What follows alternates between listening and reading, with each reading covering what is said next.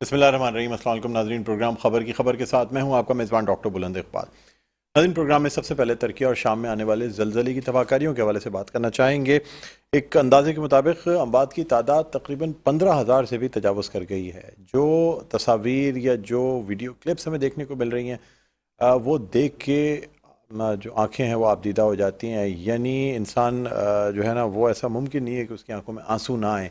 कोई बाप अपनी बच्ची का हाथ पकड़े पकड़े उसकी बच्ची दम तोड़ देती है। कोई बच्ची अपने छोटे भाई को बचाने के लिए अपनी जान से हाथ धो बैठती है। कहीं कोई ऐसा भी ख़ानदान है जो जो 3 दिन के बाद भी अल्लाह ताला के करिश्मे से एक मौजज़ा होता है, और 3 दिन के बाद भी कुछ ख़ानदान ऐसे हैं जो कि जिनको ज़िंदा निकाला गया।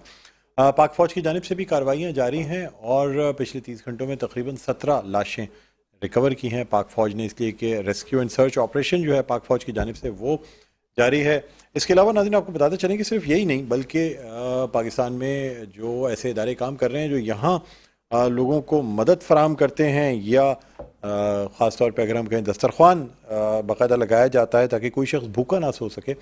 ऐसे इदारे न सिर्फ पाकिस्तान में बल्कि मुस्लिम उम्मा में कहीं भी कोई अगर मुसीबत आती है, कोई आफत आती है, तो उस सूरत में उन लोगों के पास खड़े होते हैं। इसी तरह आपको ये भी बताते चलें कि सैलानी वेलफेयर ट्रस्ट एक ऐसा इदारा है जो कि न सिर्फ पाकिस्तान में बल्कि बैरून मुल्क मुकीम पाकिस्तानी या दूसरे मुल्कों में रहने वाले मुसलमानों की किसी भी मुश्किल की घड़ी में उनके साथ खड़ा होता है। सीरिया या शाम की जब हम बात करते हैं तो ज़लज़ला तो अब भी आया, लेकिन इससे कबल जो है, जो वहाँ पे एक कहत की सूरत हाल थी, जो वहाँ पे खुराक की कमी थी, उसमें मुस्तकिल सैलानी वेलफेयर ट्रस्ट की जानिब से मुख्तलिफ तंदूर लगाए गए, खाने का इंतज़ाम किया गया। यानी ये मैं वो बता रहा हूँ जो कि पहले से किया जा रहा था। और अब आपको बताते चलें कि सैलानी वेलफेयर ट्रस्ट के चेयरमैन मौलाना बशीर फ़ारूकी साहब आज सुबह तशरीफ़ ले गए और टर्की में वो पहुँचे, इस्तंबुल से अब वो जो ज़लज़ला ज़दा इलाका है उस जानिब परवास तो कर चुके हैं, लेकिन अभी तक लैंड नहीं कर पाए हैं। यानी हमारा राब्ता उनसे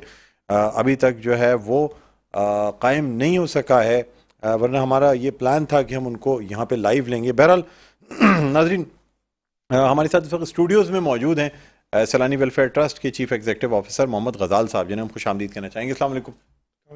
खैरियत से हैं गजाल साहब? बहुत शुक्रिया, आप तशरीफ़ लाए। नाज़रीन, इससे पहले कि हम अपने इस आज की इस गुफ्तगू का आगाज़ करें, आइए पहले आपको सैलानी वेलफेयर ट्रस्ट के बानी और चेयरमैन मौलाना बशीर फ़ारूकी साहब का एक मैसेज दिखाते हैं, उसके बाद गुफ्तगू का आगाज़ करेंगे।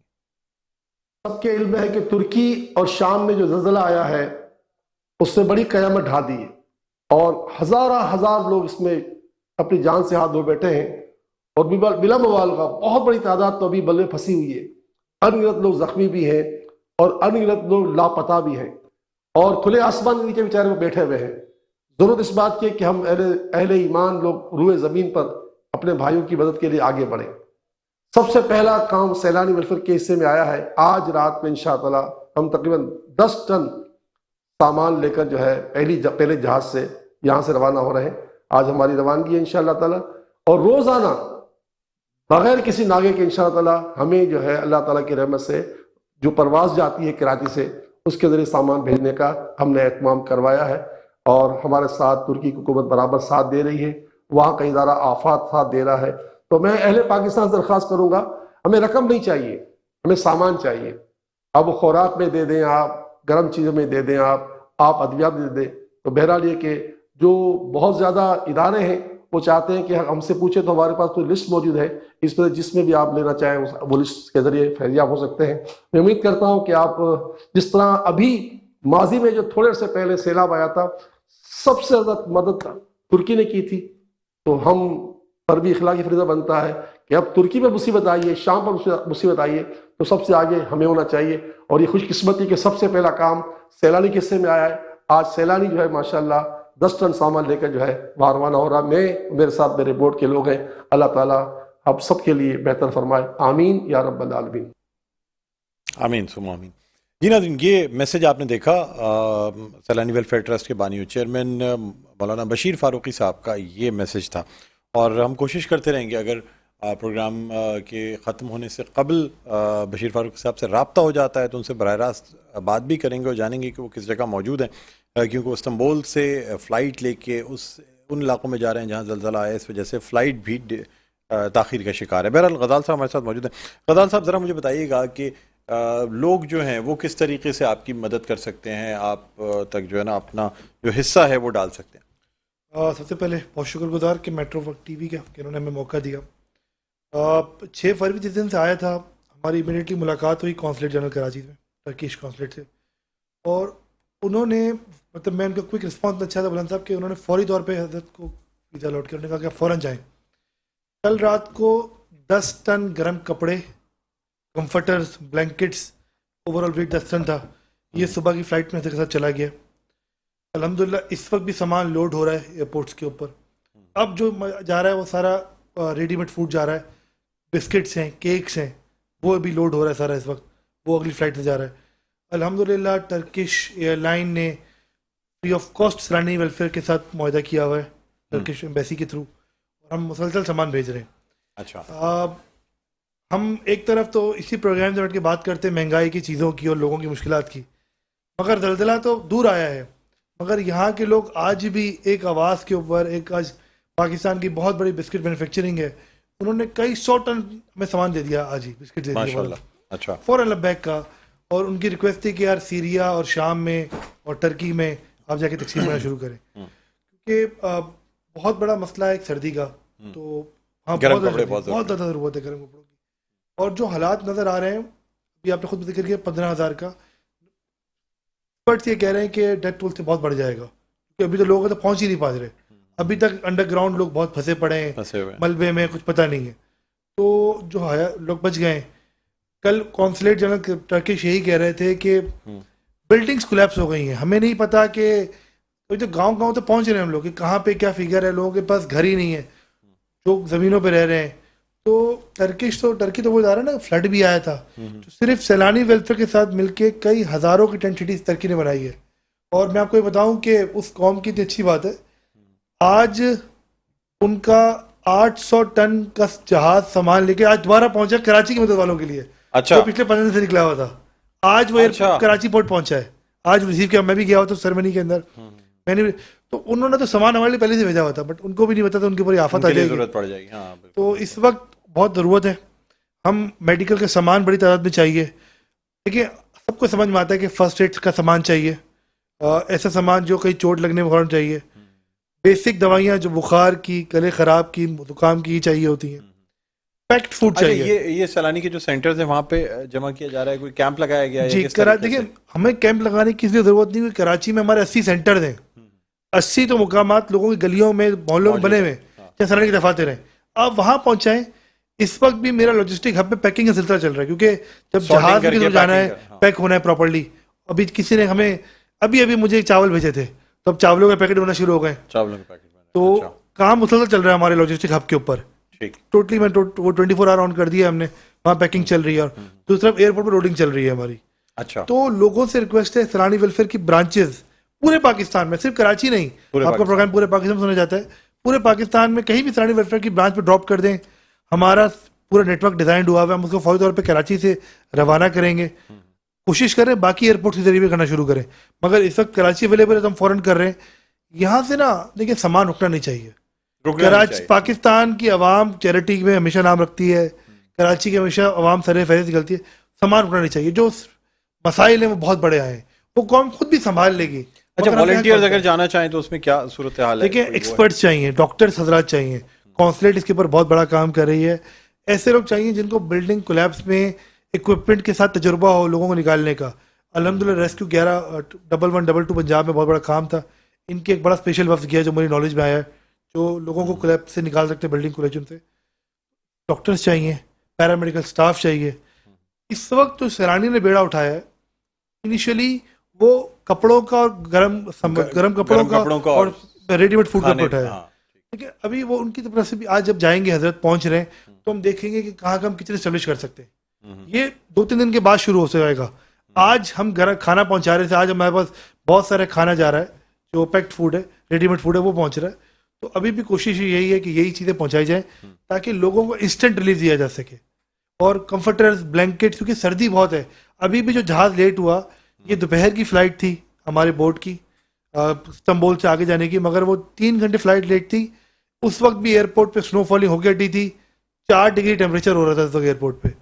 तो फ्लाइट पूरा निज़ाम धर्म भरम हुआ हुआ है, बहुत सारे रनवे टूट गए हैं उनके टर्की अच्छा। में, तो उसलिए निज़ाम पूरा डिस्टर्ब है।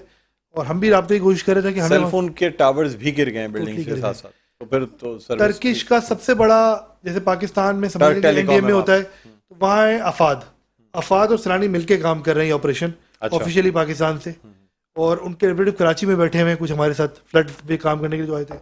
हम मुसलसल राब्ते में अनकरा के स्टाफ के साथ, जैसे ही वो लैंड होंगे हमें वहाँ से ज़रूरत पता चल जाएगी जी वहाँ किचन बनाना है, क्या क्या चीज़ों की वहाँ जरूरत चीज़ें है? क्या अगला काम करना है, तो हम उसके ऊपर काम शुरू कर देंगे। ठीक है। अच्छा मुझे बताइए कि अगर पैसे जो भेजने चाहे आप कह रहे हैं ओवरसीज पाकिस्तानियों के, हमारे पास नंबर्स भी चल रहे हैं जी। आपके अकाउंट नंबर्स, ओवरसीज पाकिस्तानी किस तरीके से इसमें अपने एहतियात दे सकते हैं? सैलानी देखें, एक तो सैलानी वेलफेयर जो भी काम करता है तमाम सुनने वालों को बड़ा क्लियर मैसेज दूंगा, शरीयत के मुताबिक करेगा। और नंबर 2, पाकिस्तान के जो कवानीन है, स्टेट बैंक की जो पॉलिसीज है उसके लिहाज से करेगा। तो जो पैसा हम पाकिस्तान में इकट्ठा नहीं कर रहे, क्योंकि पाकिस्तान से बाहर पैसा भेजने का ऑफिशियली मैकेनिज्म नहीं है, जो इकट्ठा करेगा तो वो सारी बातें भेजेगा, हम ऑफिशियल काम करते हैं। सैलानी वेलफेयर यूएसए की वेबसाइट आपके स्क्रीन पर आ रही है, सैलानी वेलफेयर यूके की वेबसाइट आपकी स्क्रीन पर आ रही है, आप वहाँ पे ये फंड डोनेट कर सकते हैं। ऑनलाइन बैठे अपने मोबाइल से खोल के वहाँ डोनेट कर दें, फौरी तौर पर डोनेट कर दें, और ठीक, वो फंड हमारे पे जब पैसे पहुंचेगा तो वो भी हम सामान के सूरत में सामान खरीदेंगे और उसके जरिए पहुंचाएंगे। सामान के जरिए, नहीं बेसिकली आप सामान ही पहुंचाएंगे। ठीक है फजल साहब, आप हमारे साथ मौजूद हैं। एक छोटा सा नाज़रीन वक्फा, वक्फे के बाद दोबारा आपकी खिदमत में हाजिर होंगे। कहीं ना जाएगा, देखते रहिए प्रोग्राम खबर की खबर। जी नाज़रीन, वेलकम बैक। एक बार फिर आपको खुशामदीद कहते हैं नाज़रीन प्रोग्राम में खबर की खबर। मैं हूँ आपका मेज़बान डॉक्टर बुलंद इकबाल। नाज़रीन आपको बताते चलें कि आज हम प्रोग्राम कर रहे हैं तुर्किया और शाम के जो ज़लज़ला ज़दा इलाक़े उनके हवाले से, सैलानी वेलफेयर ट्रस्ट के हवाले से अभी गुफ्तगू हुई। आपको बताते चलें कि इस वक्त हमारा रब्ता कायम हुआ है मौलाना बशीर फ़ारूकी साहब से, जो कि बानी हैं, चेयरमैन हैं सैलानी वेलफेयर ट्रस्ट के। हम उन्हें खुशामदीद कहना चाहेंगे। अस्सलाम वालेकुम हज़रत साहब, आपको खुशामदीद कहते हैं। वरहमतुल्लाहि जी हज़रत साहब, मुझे बताइएगा कि इस वक्त आपको ताख़ीर भी हुई लैंड करने में फ़्लाइट, और जो सूरत हाल है आपके सामने होगी, क्या इस वक्त सूरत हाल है? आपने जब यहाँ इस्तांबुल से इस इलाके में लैंड किया, और इस वक्त कहाँ पे मौजूद हैं आप? देखिए, इस वक्त तो ऐसा है कि बर्फ जो है ना इतनी गिर रही थी कि वो जो है ना हमारी फ्लाइट कराची से चली ना तो 1 घंटे लेट चली। फिर यहाँ हम जो अडाना पहुंचे हैं, यहाँ भी 3-3.5 घंटे बाद फ्लाइट जो चली है, क्योंकि यहाँ बर्फबारी की वजह से मौसम जो है वो काफ़ी मुश्किल में आ गया है। तो अब हम जो है ना जो मुतासिर इलाका है उससे अभी हम 2 घंटे और दूर हैं। बहरहाल सैलानी वेलफेयर ने अल्लाह ताला की अता से, उसके फजल करम से, सफ़ीर तुर्की से जो बात करके जो है हमारे लिए सैलानी की तरफ के लिए हर रोज़ एक फ्लाइट के अंदर जो तकरीबन 10 टन सामान लाने की जो है ना वो एक अप्रूवल ले ली है ना। तो कल हम लोग आज जिस फ्लाइट से हम लेकर आए हैं टर्किश एयरलाइन से, वो हम 10 टन के आसपास इमदाद सामान लेकर आए हैं। और अल्हम्दुलिल्लाह अभी मजीद जो है आज जो फ्लाइट आएगी उससे सामान आएगा। तो इसका यहाँ तो काम बहुत ज़्यादा ख़राब हो चुका है, सड़कें टूट चुकी हैं और हज़ारों नहीं लाखों लोग मुतासिर हो चुके हैं, हज़ारों लोगों की जानें चली जा चुकी हैं। और जो घंटे का 2 बड़े सफ़र है 12-12 घंटे में तय नहीं हो रहा, क्योंकि सड़कें, एम्बुलेंस से, और एक बहुत बड़ा मतलब यानी कि मुश्किल तरीन मरला है। बहरहाल अल्लाह ताला ने भेज दिया है। यहाँ का इदारा आफात जो हमारे साथ मिलकर जो है मुतासरीन के साथ जो है हमारे साथ जो है ना हर मकाम पर पहुंचेगा, और ज़ाहिर हमारे साथ जो है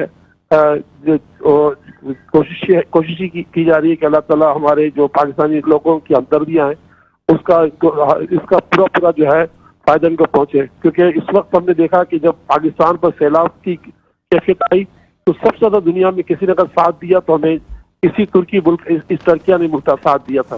तो मेरे पाकिस्तानियों से मेरी दरख्वास्त है कि ये मौका है कि हम इन भाइयों का, क्योंकि हमारे सैलाब के जो मुतासिर थे वो अपनी जगह थे, लेकिन ये ज़लज़ला के मुतासिर इससे कई गुना बढ़े।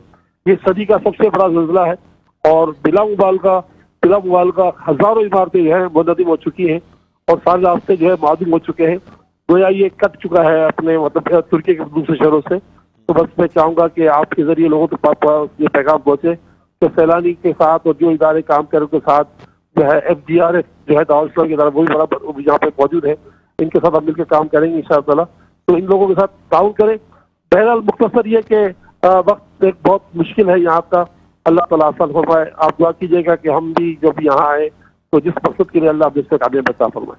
आमीन आप सुम्मा इस- आमीन। हमें वहाँ अब लाइव मुझे को दिया, बहुत शुक्रिया हजरत साहब मुझे बताइएगा कि आप क्या पैगाम देना चाहेंगे पाकिस्तान में मुकीम लोगों को और बैरून मुल्क मुकीम पाकिस्तानी जो लोग इस वक्त ये प्रोग्राम देख रहे हैं उनको क्या पैगाम देना चाहेंगे? लोग किस तरह बुनियादी आपकी पैगाम मेरा यही होगा इस वक्त जो आपकी आवाज आ रही थी, मैं इसका जवाब ये दूंगा कि जनाब तुर्की ने हमारा बहुत साथ दिया ना, सैलाब में बहुत साथ दिया, रिकॉर्ड साथ दिया है। तो मैं पूरी दुनिया के मुसलमानों से, पाकिस्तान में रहने वाले, पाकिस्तान बाहर रहने वालों को भी फरियाद करता हूँ कि वो हमारे साथ नहीं बल्कि तुर्की के साथ देने के लिए हमारे हाथ मजबूत करें।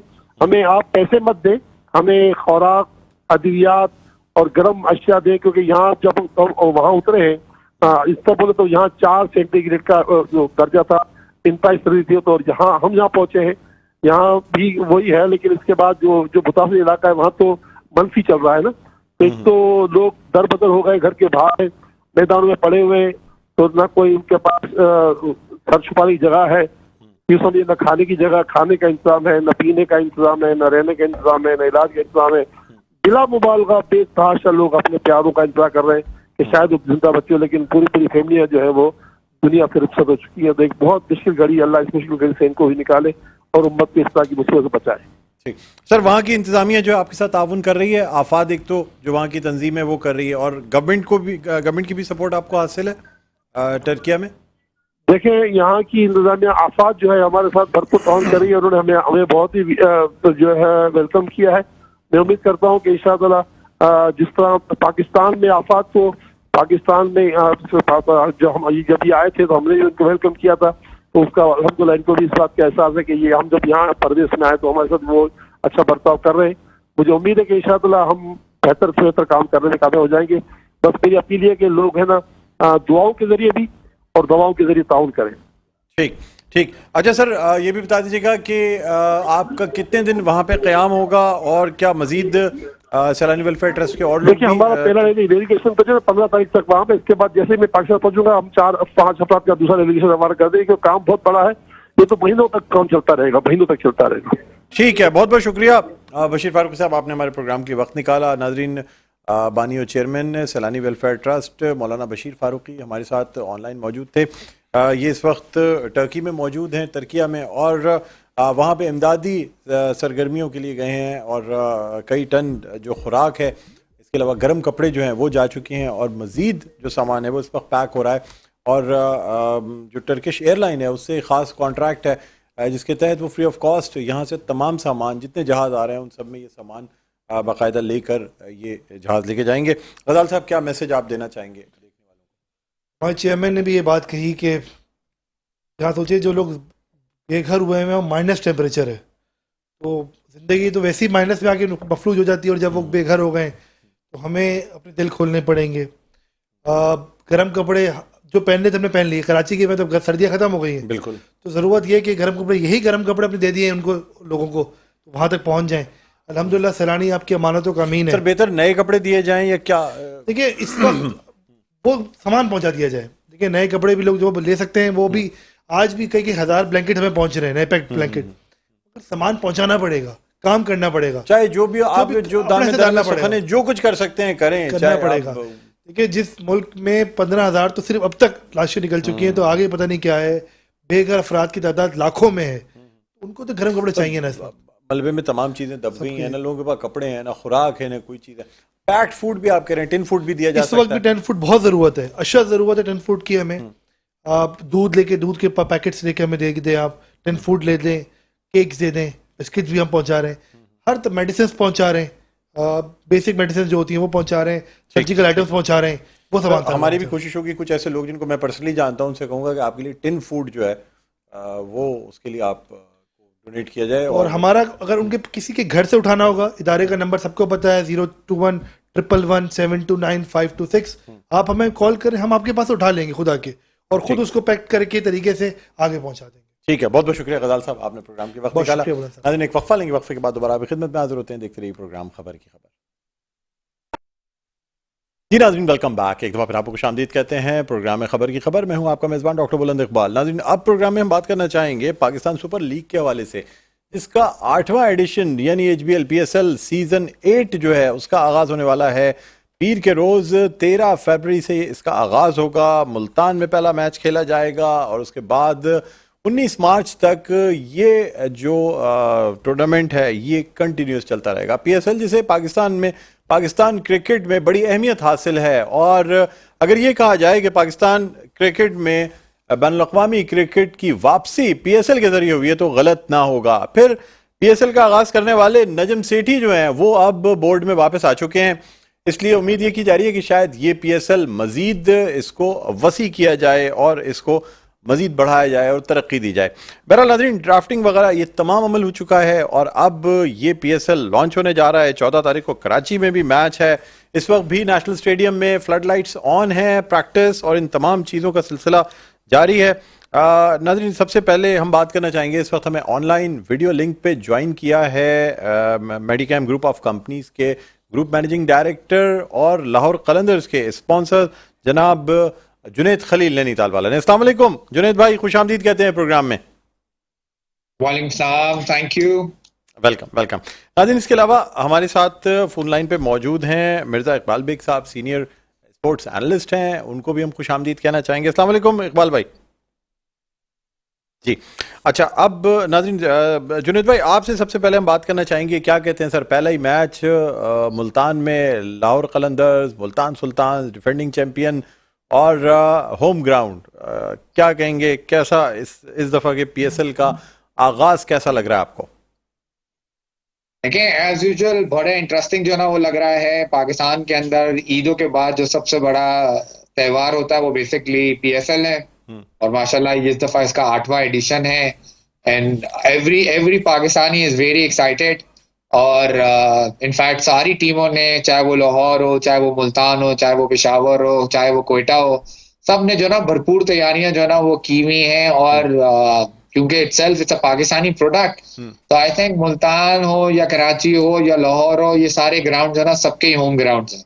ये सारे वो प्लेयर्स हैं जो हर ग्राउंड में जाके जो ना अपने फर्स्ट क्लास, अपने इंटरनेशनल जो ना वो मैचेस जो ना वो खेल चुके हैं। देन आई थिंक अच्छा खासा एक्सपीरियंस जो ना वो प्लेयर्स वगैरह के पास है। दी ओनली प्रॉब्लम जो ना होगी वो उन प्लेयर्स की होगी जो फॉरेन प्लेयर्स हैं, जो पहली दफा पाकिस्तान आ रहे हैं। अदर देन दैट जो ना वो इसका कोई फर्क नहीं पड़ता कि ये मुल्तान में हो या कराची में हो या लाहौर में हो। अच्छा सर, क्या समझते हैं आप, यानी लाहौर कलंदर्स के हवाले से क्या देख रहे हैं कि मतलब जो टीम की परफॉर्मेंस है वो ख़ास तौर पे शाहीन आफरीदी, फ़खर जमान, हारिस रऊफ़, क्या समझ रहे हैं सर, कैसी परफॉर्मेंस देखने को मिलेगी लाहौर कलंदर? ये भी बता दीजिएगा कि जो आपका केन एकेडमी में हाई परफॉर्मेंस सेंटर है, उसकी कोलैबोरेशन भी ऑफिशियल हो जाएगी अब लाहौर कलंदर्स के साथ? देखिए, सबसे पहले तो लाहौर की जो सबसे अच्छी टीम है उसके अंदर उनकी सबसे खास बात यह है कि उनके जो बंच ऑफ प्लेयर्स हैं, जो किसी भी टीम का जो है ना वो हार्ट होते हैं, वो कंबाइन है। ये मतलब ये वो प्लेयर्स हैं जो पिछले 3 सीजन 4 सीजन में जो है ना साथ जो है ना वो खेलते हुए जो है ना आ रहे हैं। कॉम्बिनेशन ऑलरेडी इनका बहुत अच्छा बना हुआ है। दूसरा जो इनकी सबसे खास बात यह है कि ये बेसिकली अपने ही प्रोडक्ट को ज्यादा से ज्यादा प्रमोट करने की कोशिश करते हैं। जो लाहौर के अंदर लाहौर कलंदर्स का हाई परफॉर्मेंस सेंटर बना हुआ है, उसमें से काफी लड़के जो ना वो पिक करते हैं, उनकी ट्रेनिंग करते हैं। इनफैक्ट अगर आप चेक करें तो लाहौर शायद वो वाहिद टीम होगी जिसका कोच, जिसका मैनेजर और जिसके ऑलमोस्ट 6 या 7 प्लेयर जो ना वही हैं जो पिछले एडिशन में जो ना वो खेले थे। बाकी सब जगह पर जो ना वो मिक्सचर हुआ है।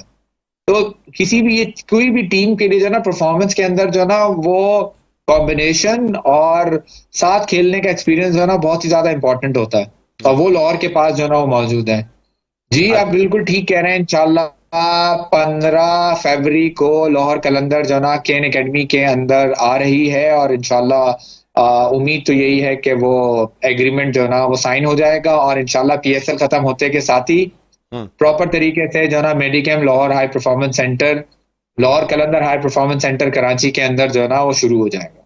अच्छा सर, मुझे बताइएगा कि आप क्या समझते हैं PSL में फॉरेन खिलाड़ियों को, यानी जो गैर मुल्की खिलाड़ी हैं उनको ज़्यादा जगह दी जाएगी? माजी में देते रहे हैं सर, हम गैर मुल्कियों को ज़्यादा जगह देते हैं, हालांकि पाकिस्तान सुपर लीग है, और अगर हमें 3 से 4 खिलाड़ी अच्छे लेवल के इस PSL से मिल जाते हैं तो इससे बड़ी कामयाबी कोई नहीं होती। क्या कहेंगे आप? लेकिन कोई भी टूर्नामेंट को सक्सेस बनाने के लिए जो है ना फॉरेन प्लेयर्स की जो है ना बहुत सख्त जरूरत होती है, क्योंकि आपके अपने प्लेयर्स को वो कॉन्फिडेंस और वो एक्सपीरियंस मिलता है जो फॉरेन प्लेयर्स के साथ जो है ना वो खुद ट्रैवल करता है। मतलब जैसे आप एग्जांपल ले लें राशिद खान की, राशिद खान जो है ना वो T20 क्रिकेट का सबसे ज्यादा जो है ना वो रिकग्नाइज जो है ना वो इस वक्त जो है ना वो प्लेयर है। अगर लाहौर कलंदर के साथ राशिद खान अटैच रहेगा तो लाहौर कलंदर के कैंप के अंदर और बल्कि हर उस टीम के साथ जिसके साथ वो मैचेस खेलेगी उनके साथ उनको जो ना डग आउट और ड्रेसिंग रूम शेयर करने का मौका मिलेगा, और बेसिकली वहां पर जो बातचीत होती है, जो प्रैक्टिस सेशन होते हैं, जो प्रैक्टिस मैचेस होती हैं, उसके अंदर जो है ना उनको साथ खेलने का मौका मिलेगा। और फ्यूचर में जिस वक्त यही आप इंटरनेशनल खेलने के लिए जाएंगे और राशिद खान जैसे बॉलर को फेस करेंगे तो आपके लिए जो है ना ये आसानी हो जाएगी, और साथ साथ आपको ये पता होगा कि you already spend time with them in PSL, और यही PSL की एक्चुअल कामयाबी है। ठीक सर, क्या समझ रहे हैं कि क्योंकि माजी में जो PSL खेले गए बीच में कुछ तो कोविड की वजह से जो है ना वो कंटिन्यूटी में नहीं हो सके, इस वजह से लोगों में एक यानी एक ऐसी खदशा बैठ गया था कि पता नहीं टूर्नामेंट पूरा हो पाए नहीं हो पाए। अब क्या समझ रहे हैं आप इस PSL इस सीजन से, जो कि अब पहले से प्लान करके तमाम चीज़ें हो रही हैं, और ख़ासतौर पे नजम सेठी के बोर्ड में वापस आने से क्या चेंजेस देख रहे हैं आप? देखिए, पहली बात तो ये कि जो कोविड का इम्पैक्ट था तो वो पूरी दुनिया पे था, और सिर्फ क्रिकेट पे नहीं हर चीज के ऊपर था। फार्मूला 1 के जो है ना रेसेस भी बंद हो गई थी, सॉकर के मैचेस भी जो है ना वो आपके बंद हो गए थे, टेनिस भी जो है ना वो आपका बंद हो गया था। अब उसका अगर इम्पैक्ट PSL के ऊपर आया, बल्कि PSL के ऊपर क्या इनफैक्ट इंटरनेशनल क्रिकेट भी बंद हो गई थी। लेकिन कोविड के बाद से अगर आप देखें तो IPL के बाद आई थिंक सबसे बड़ा जो है ना हाई प्रोफाइल जो टूर्नामेंट है वो बेसिकली PSL है। जबकि इससे भी बड़े बड़े प्लेयर्स जो है ना वो आपका साउथ अफ्रीकन लीग के अंदर जो है ना खेल रहे हैं, बिग बैश में जाके खेले हैं। लेकिन जो स्टैंडर्ड ऑफ क्रिकेट, जो स्टैंडर्ड ऑफ बॉलिंग और जो स्टैंडर्ड ऑफ बैटिंग और फील्डिंग जो आपको PSL में मिलती है वो आई थिंक कंपेरेटिवली जो है ना वो IPL के जो है ना वो बिल्कुल मुकाबले में बराबर है।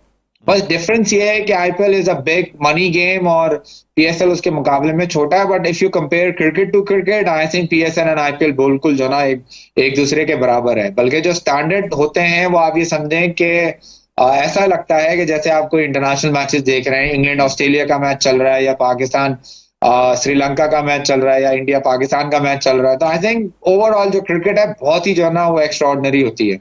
और आप बिल्कुल ठीक कह रहे हैं, बानी नजम सेठी साहब हैं इसके, और I think may be will see some more improvement. शायद वो नेक्स्ट ईयर के लिए जो है ना वो 7वीं टीम का अनाउंसमेंट कर दें।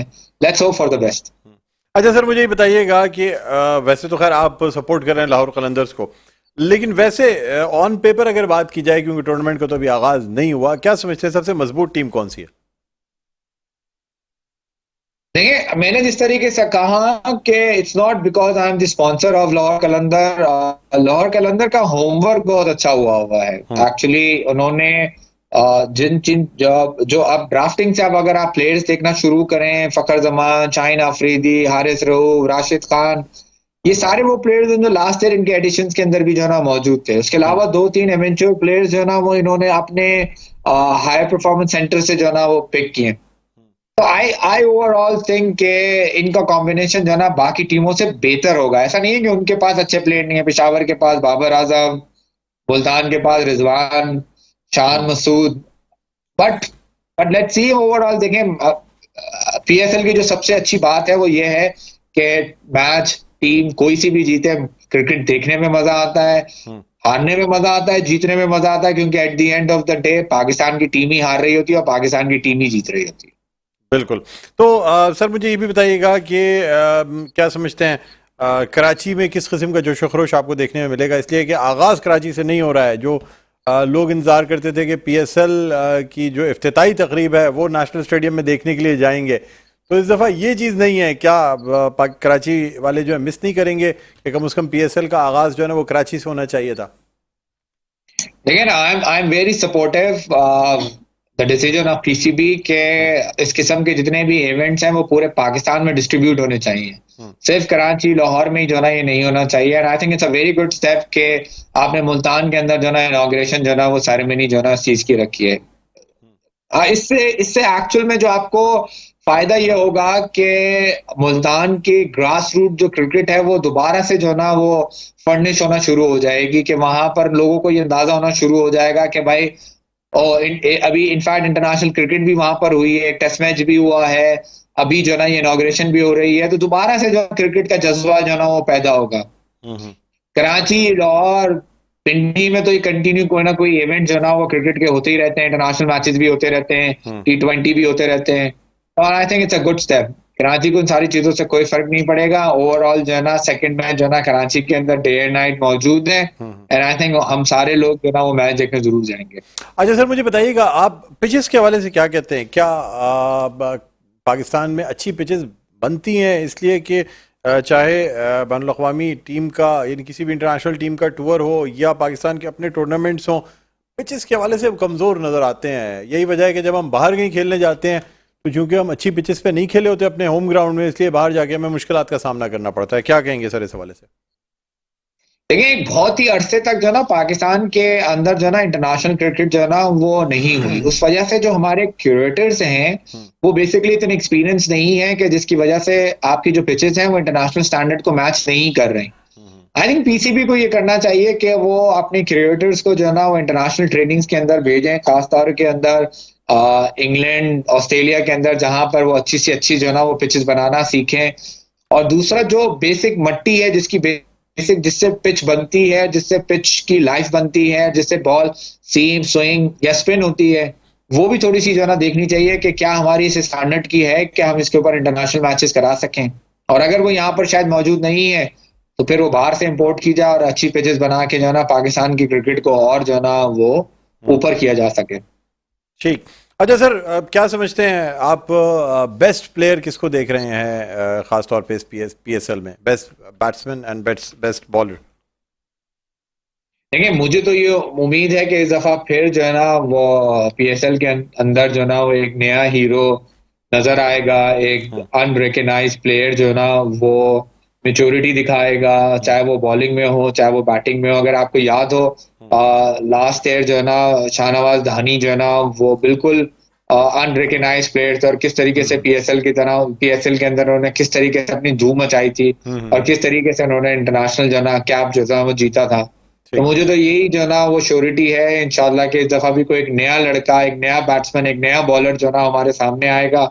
और हाँ, यस, और नया फील्डर भी और वो सामने आएगा, और वो बेसिकली आपका PSL का जो ना बेस्ट बैट्समैन, बेस्ट बॉलर जो ना वो नजर आएगा। ठीक है, Pakistan team is too much rely on Babar Azam, Rizwan और शान मसूद या फखर जमान हो गए। I think we need a new blood, नए लड़के आए, नई परफॉर्मेंस करें, जैसे हम अपने पड़ोसी मुल्क में देखते हैं। शर्मिन गिल 2 साल पहले तक कोई इसको जानता नहीं था, आज उसने वनडे में भी 200 बनाई हुई है, आज उसने T20 में भी 100 बनाई हुई है, टेस्ट मैचेस भी जो ना वो खेल रहा है। तो ओवरऑल हम भी उम्मीद करते हैं कि हमारे पास भी ऐसे ही किसी किस्म का कोई लड़का सामने आए। ठीक है। आप जुनैद भाई हमारे साथ मौजूद हैं, इस वक्त हमें ज्वाइन किया है फोन लाइन पे नसीम राजपूत ने, सीनियर स्पोर्ट्स एनालिस्ट हैं। हम खुशामदीद कहना चाहेंगे। अस्सलाम वालेकुम नसीम भाई, खुशामदीद कहते हैं प्रोग्राम खबर की। अस्सलाम डॉक्टर साहब, कैसे हैं आप? ठीक है जी, अल्लाह का करम। जी बिल्कुल। नसीम भाई मुझे बताइएगा, आप इफ्तिताई मैच जो नुमाइशी मैच था वो भी देख के आए क्वेटा में, क्या जोश व खरोश है, क्या फर्क लग रहा है इस दफा के PSL में नजम सेठी की वापसी से? देखिए, नजम सेठी साहब के दिल में PSL का दर्द एक मुख्तलिफ है, क्योंकि जब कोई भी किसी प्रोडक्ट का आगाज करता है और वो ऐसे वक्त में करता है कि जब इवन के जब वो एग्जीक्यूटिव कमेटी के चेयरमैन थे और चेयरमैन जो थे शहरियार खान, वो भी इसके हक में नहीं थे, लेकिन पावर उन्हीं के पास थे, उन्होंने इनिशिएटिव लिया और पिछले 10 सालों में सबसे बड़ी प्रोडक्ट बना दी। तो जो उनका दर्द पाकिस्तान सुपर लीग के हवाले से है वो एक बिल्कुल ही मुख्तलिफ दिखाई देता है। ये बिल्कुल ऐसे ही है जैसे अभी पाकिस्तान जूनियर लीग का इनेकाद रमीज दादा साहब ने बहैसियत चेयरमैन किया था, वो आज भी उस पर बात करते हुए दिखाई देते हैं पाकिस्तान जूनियर लीग अच्छी है, क्योंकि वो ब्रेन चाइल्ड उनका था, उनके दौर में इम्प्लीमेंट किया गया। तो सेठी साहब का फिर सबसे बड़ी चीज अभी जो क्वेटा में मैच हुआ डॉक्टर साहब, जिसका आपने तस्करा किया, वहां जो सूरत हाल थी, वहां जो लोगों के चेहरों पे खुशी थी, वहां जो एक भूख दिखाई दी थी उनके चेहरों पर कि कोई ना वो इंटरनेशनल प्लेयर को वहां देख सकते हैं, ना किसी टीम को वहां देख सकते हैं। आप उनके चेहरे देखने वाले थे जब वो बाबर आजम को ग्राउंड में देख रहे थे, शाहिद खान अफरीदी को ग्राउंड में देख रहे थे, सरफराज अहमद को ग्राउंड में देख रहे थे, इफ्तिखार अहमद के 6 छक्के भी देखे अल्लाह ताला ने। उसी मैच में लगवाने थे कि जो इतने अरसे से तरसे हुए थे, तो जो ऐसा रिकॉर्ड हमने देखा नहीं पाकिस्तान में, जो इफ्तिखार अहमद ने वहाब रियाज को 6 छक्के लगाकर लगाए। और एक बड़ी दिलचस्प चीज बताऊं मैं आपको, उस वक्त मैं बैठा हुआ था वहां पर, हारून रशीद चीफ सिलेक्टर बैठे हुए थे जिस वक्त ये आखिरी ओवर शुरू नहीं हुआ था, सलमान नसीर बैठे हुए थे पाकिस्तान क्रिकेट बोर्ड के चीफ ऑपरेटिंग ऑफिसर, और mister and Mrs Nadeem Umar बैठे हुए थे उस जगह पे जहाँ से पीटीवी के कैमरे लगे हुए थे, क्योंकि थोड़ी इतने अरसे बाद मैच का ऑर्गेनाइज किया गया था, तो वहां पर जो है वो जरा थोड़ी जगह कम थी, तो हम उस जगह पे आ गए थे, हम 5-6 लोग बैठे हुए थे ये। जी जी। तो जब ओवर करने के लिए आए वहाब रियाज, तो नदीम उमर भाई ने कहा कि नसीम भाई ये 6 छक्के लगाएगा इस ओवर में। अच्छा, हारून रशीद और सलमान नसीर दोनों ने बड़ा गौर से देखा, कह रहे नदीम भाई ये ज्यादा हो गई, कह रहे बस ऐसे ही मैं कह रहा हूँ कि नदीम भाई 4 भी लगा लेना तो समझने बहुत बड़ा काम बात होगा। और फिर वो अच्छा, उन्होंने भी एक तुक्का ही मारा था। फिर मैंने उनसे पूछा, आपने देखा होगा हमारे ऑल आउट प्रोग्राम में हमने उनसे कमेंट्स भी लिया था फौरन छक्कों के बाद जब इफ्तिखार बाहर आ रहे थे, तो उन्होंने कहा जो इफ्तिखार की फॉर्म चल रही है, अभी उन्होंने बांग्लादेश प्रीमियर लीग में 13 गेंदों पे 50 कर दिया, एक सेंचुरी उन्होंने स्कोर की थी, 40 सम बॉल्स के ऊपर उन्होंने सेंचुरी स्कोर कर दी थी, तो जो उनकी फॉर्म चल रही है। लेकिन कोयटा मुझे बताइएगा कि पहले जो है वो पिछले 3 सीजन में बहुत खराब परफॉर्मेंस रही है। आप वैसे कोयटा सपोर्ट करते हैं, लेकिन मुझे आप नहीं समझते कि इस दफा क्या कोयटा अपनी परफॉर्मेंस दिखा सकेगी? पिछले 3 सीजन में बहुत मायूस कुन परफॉर्मेंस रही है सर, यहाँ तक कि यानी सुपर 4 में अगर ना टीम आ पाए तो फिर रह क्या जाता है सर? आप समझते हैं इस दफा के पीएसएल में एकदम 360 फर्क आएगा कोयटा की टीम में? ये कलंदर्स वाली बातें कर रहे हैं आप डॉक्टर साहब, मैं आपको बिल्कुल समझ रहा हूँ। नहीं सर, मैं जानता हूँ कि आपकी हमदर्दियां रहती हैं कोयटा ग्लैडिएटर्स के साथ और नदीम उमर साहब के साथ।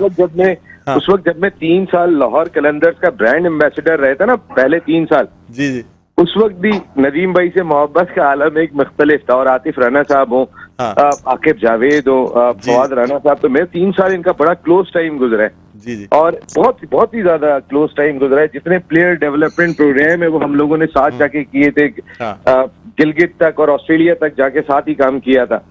तो नदीम भाई से एक मोहब्बत थोड़ी सी डिफरेंट है। तो और फिर कराची का जरा फ्लेवर दिखाई देता है इस टीम में। देखें आप, सरफराज से लेके सारे लोग हैं, तो हम भी कराची वाले हैं, तो थोड़ा सा वो जितना कराची की टीम में दिखाई देता है। पर दूसरी चीज नदीम उमर भाई, बस वो भाई हैं बड़े, और वो हम फील करते हैं ये हमारी टीम है। मैं उस वक्त भी फील करता था, आप यकीन माने, और ये आतिफ राना भी फील करते थे कि इसकी टीम ये नहीं है। तो अच्छा खेलना चाहिए, कुछ बैलेंस बन गया है। डॉक्टर साहब आपने देखा बेहतर परफॉर्मेंस की तवक्को है, आप समझ रहे हैं? कॉम्बिनेशन कुछ बेहतर दिखाई दे रहा है पहले के मुकाबले में। सरफराज का जो कॉन्फिडेंस लेवल है, जो पिछले 2-3 साल वो बाहर रहे थे, अब वो बहुत डिफरेंट हो गया है।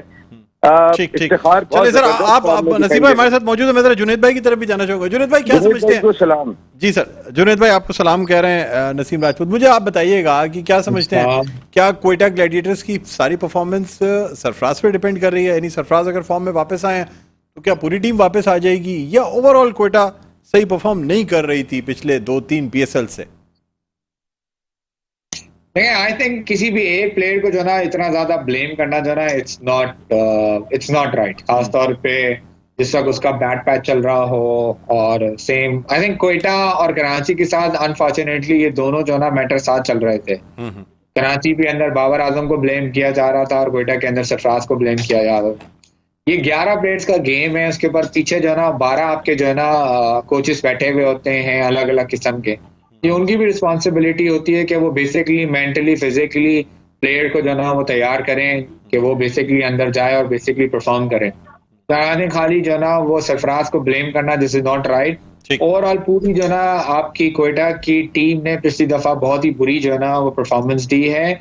और उसके अंदर जो सबसे बड़ी वजह थी वो उनकी बेसिकली फील्डिंग और टीम कॉम्बिनेशन था। एंड आई होप के, और ये बात आप जरूर ठीक कह रहे हैं कि अगर कप्तान परफॉर्म करना शुरू हो जाता तो वो सारे सवालात सबसे पूछ लेता है, लेकिन still this is not the reason. और शायद इस दफा कोयटा की परफॉर्मेंस जो है ना वो पहले 3 सीजनों की तरह हो, जो फर्स्ट, सेकंड और थर्ड में जिस तरीके से ना कोयटा ने खेला था। ठीक है। और क्योंकि सर नुमाइशी मैच हुआ है कोयटा में, उसमें तो अच्छी परफॉर्मेंस नजर आई है। देखिए वो तो एक नुमाइशी मैच था, वो नुमाइशी स्टाइल में खेला जाता है। पीएसएल की तरीके से खेला जाएगा, इसके अंदर इंटरनेशनल जो है ना कॉम्बिनेशन भी शामिल होंगे। जो एक्चुअल डिफरेंस आएगा वो बेसिकली कोयटा के फास्ट बॉलर्स का आएगा, जो बहुत ही इस दफा बहुत ही मेच्योरिटी के साथ आए हुए, खास तौर पे आपका हसनैन और नसीम शाह, देखेंगे उनकी परफॉर्मेंस कैसी होगी। मैंने इनफैक्ट फाइनल जो ना मेलबर्न में जाके देखा था, उसके अंदर नसीम शाह की जो बॉलिंग थी, मुझे शोएब अख्तर की बॉलिंग याद आ गई थी। ठीक है। अच्छा, नसीम राजपूत साहब मुझे बताइएगा, क्योंकि प्रोग्राम का इख्तिताम के करीब है, शॉर्ट कमेंट आपसे चाहूंगा। कराची में जो पहला मैच है कराची किंग्स और पेशावर ज़ल्मी का, क्या कहेंगे इस हवाले से सर, कि क्या जोश खरोश देखते हैं कराची के नेशनल स्टेडियम में? देखिए, बहुत जबरदस्त किस्म की लड़ाई देखने को मिलेगी, क्योंकि बाबर आजम पिछले साल तक कराची के कैप्टन थे और अब वो पेशावर के कैप्टन बन गए, और वो कैप्टन छोड़ना नहीं चाहते थे, कराची किंग्स छोड़ना नहीं चाहते थे, लेकिन ऐसा माहौल पैदा हो गया था कि उन्हें छोड़ना पड़ी थी और जाना पड़ा।